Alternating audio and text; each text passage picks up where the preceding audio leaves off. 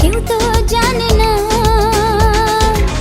মনই জানে যে কার নাম মনেতে লেখা আছে, কেউ তা জানে না।